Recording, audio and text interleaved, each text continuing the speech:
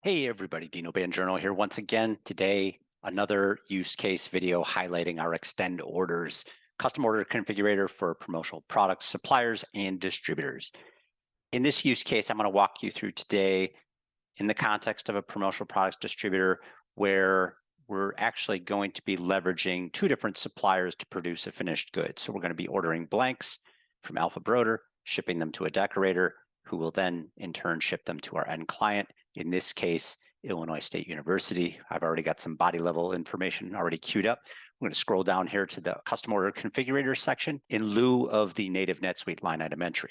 So I'm going to go ahead here and bring in the items from Alpha. I'm going to search my product number from Alpha Broder. Now I could go ahead and enter this product in one of two ways. I can either go at the part level selection, like say if I wanted just the small, medium, and large, and I could bring those in here, all nice. The other way I can go about entering products in a matrix construct is actually starting at that top level style number. And then within this UI, I could select the color that I want to work with. So if I want to use white, now I can make my quantity entry in more of a grid fashion. So I could say, hey, I want 25 of the small, and I want 50 of the medium, and I want 35 of the large, and I want 15 of the extra large. So that's another way I could capture those same details. I have my contracted purchase price being populated in there in the cost field. The price is often left open for salespeople to make adjustments to. They could either adjust the sell prices directly, or if they were targeting margins, the way the order is set up and configured in this instance is to have a default margin of 34%. But let's say I want to bump that up. Say I know I can get 45%. I can simply change that GP amount and jump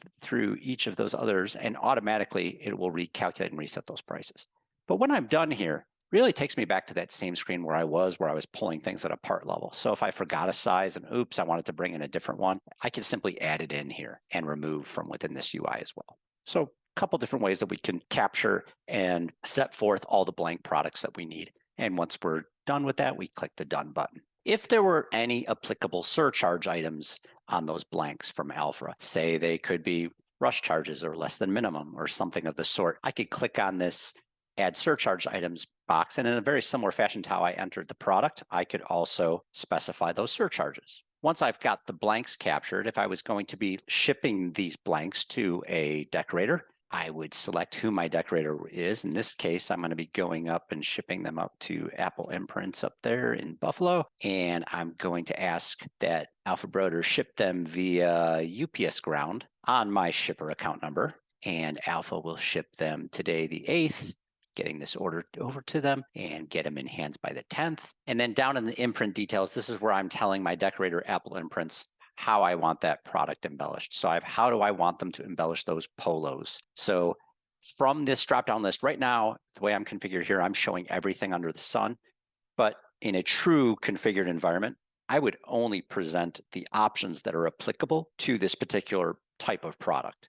In other words, I would not want to be attempting to laser engrave a shirt, thereby I would not have that presented in the list. So just keep that in mind here as I scroll through these operations. So let's say I'm going to go ahead and do an embroidery, and I'm going to do that embroidery on the left chest. And again, similar to the imprint methods, the locations would also be curated based on the type of product it is that you're embellishing. So I'm going to do that left chest embroidery. I want to point out something before I get to the number of colors. You'll notice in the lower section of the screen, right, already have the setup in the first run defined by default. So what'll happen here is if I were to increase that number of colors to be 2, you'll notice what automatically happened in the lower section is I've got 2 setups, a first run and an additional run. If I was to make that 3, now I've got 3 setups, the first run of 125 and the additional run for those additional quantities automatically captured. And in theory, each of those setups, first runs and additional runs, they could have predefined costs, pre-configured costs, and pre-configured sell rates. Those are all configurable elements with the eXtendOrders custom order configurator. So I've got my 3 colors, and in this use case, I'm going to be capturing, it's going to be red. I'm printing on white shirts, so I'm going to do red, black, and yellow. And the imprint size on this is going to be a 4x4.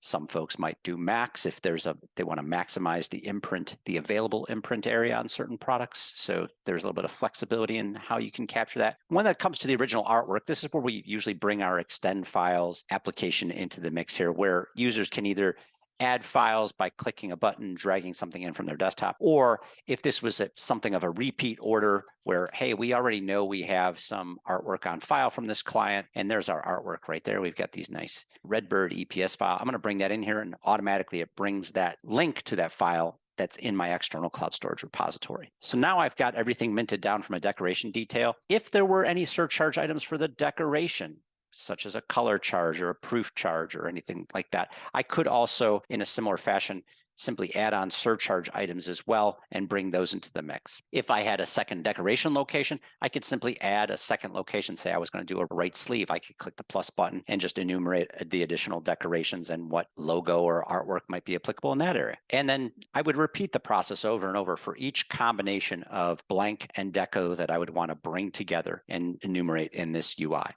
Once I've minted down all of the products that are applicable on the order, what I really need to do is take everything we've captured in this very promo-centric manner and spin it out to native NetSuite line items. So I'm going to create the lines. All right, at the end of this exercise now, we've got everything we need down here in the details section. We have our four different sizes of shirts in that white polo from Embroidery that we're ordering. And then we have our 3 setups for the 3-color job of red, black, and yellow embellishment, along with the first and additional run charges that are applicable there to that purchase order as well. Now, by virtue of saving this order, because it's been now set to pending fulfillment, when I save this order, I'll automatically generate 2 purchase orders. And here we have our 2 purchase orders that we generated from that single sales order. The first purchase order, which will be sent to Embroidery, and the second purchase order that will be sent to our decorator. So as a result of capturing and all of those decoration details and embellishment details, we're also capturing and ensuring the movement of goods from one vendor to another vendor, which is not something that's natively supported. So if I were to look at the PDF rendering of the Embroidery PO, for example, to start with, what you'll notice here on this purchase order is it's going to list out as the ship to my decorator, Apple Imprints, that we're going to be shipping those 4 different sizes of that white polo to Apple Imprints, shipping today, getting in hands by the 10th. And then on the decorator purchase order, if I render out that PDF, what you'll see here is I'm presenting them that they're going to be shipping to my end buyer, that they have all the information that they need for the imprinting job. They have the link to the artwork that's even embedded within the PDF. But what also is critical for them to know is, what are they doing? What's going to initiate this? So typically what we do within a PDF form is we present what's known as a goods to follow message that will let the decorator know that on such and such a date, Embroidery will be shipping you our purchase order number 913. It's going to contain these products, so they know what to be on the lookout for. When this hits their receiving dock, they can sync this up with this purchase order and then go and execute upon that. And this is really what our eXtendOrders custom order configurator enables. It's the things that are very unique to the promo industry and things that are not typically natively supported out of the box. If you found today's video helpful, useful, informative, I'd encourage you to subscribe to our YouTube channel, to our blogs, follow us on social media, and continue to learn new and innovative ways to better leverage your NetSuite investment. Thanks for watching.